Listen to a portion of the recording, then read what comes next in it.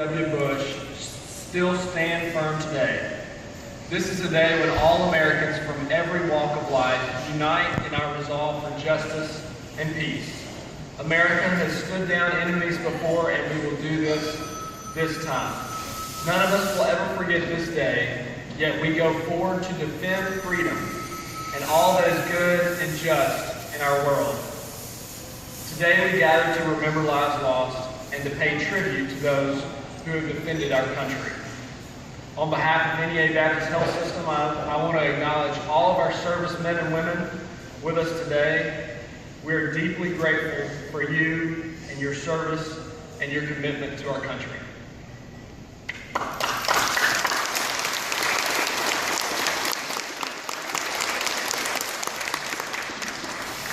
Not every organization has the privilege of a retired lieutenant colonel on their staff. We are fortunate to have that at NEA Baptist. And so I would like to introduce retired Lieutenant Colonel of the United States Army, Scott Childers.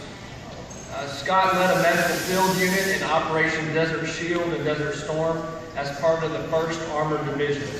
Scott developed the medical support configuration of the 3rd Brigade of the 1st Armored Division. This configuration was adopted across the division and throughout the 7th Corps across Iraq and into Kuwait.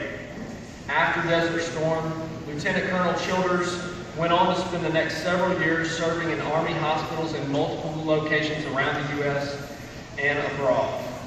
It is my distinct pleasure to represent Scott Childers as an Assistant Administrator at NEA Baptist Memorial Hospital. Scott is a key part of our administrative team and does great work for us here. So please welcome Scott Childers.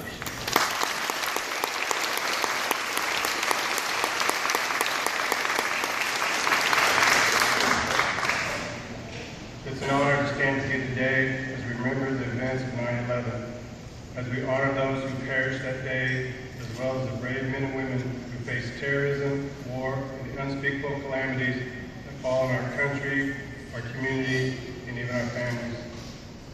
We pause today to remember the members of our military that have fought in the wars against terror. We remember the firefighters and other first responders who were rushing into the burning Twin Towers as thousands were trying to get out. We remember the brave people on Flight 93 who sacrificed their own lives to prevent that plane from reaching its designated target. Most of us know exactly where we were and what we were doing when we heard the news of that day. For in an instant, our world was turned upside down. The world we knew was crumbling, and the future was unsure. A hollowness we all felt. The thoughts a lot of us had about how we had been living our lives, and about how we could help those who were directly affected. As President Bush called upon the country's resolve, we stood as a nation. Many joined the military. Many joined other service-related professions. But regardless of how badly we hurt, our country answered the call of duty and responded. We pray for all those who have stepped forward in those years of war since 9/11, and we pray for those who will soon be called again to keep the terror of ISIS away from our shores, as our nation again is on the verge of armed conflict with an enemy who has threatened our way of life. We honor those brave souls who stare danger in the face to keep our families and our country safe. Many of us have seen war, and it is a horrible thing. We should stop at nothing to keep it away from our homeland. Let us have the strength to face the threats that endure, so that as long as there are those who strike our citizens, we will stand vigilant and defend our nation. Let us also have the wisdom to know that while force is at times necessary, force alone cannot build the world that we seek.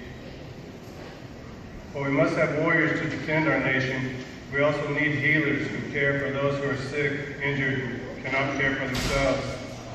For there are multiple ways to serve your country and your fellow human beings. I believe most of us are here because we want to make a difference for others, whether we don the uniform of our country as a member of the military, as a firefighter, police officer, EMT, or any other healthcare profession. We're making a difference in the lives of our countrymen and serve as a critical piece to the American way of life. I'm grateful to each of you for the difference you're making in the lives of others. For your answer to the call of duty is no less important than those who responded to 911. I want to thank each of you for your service.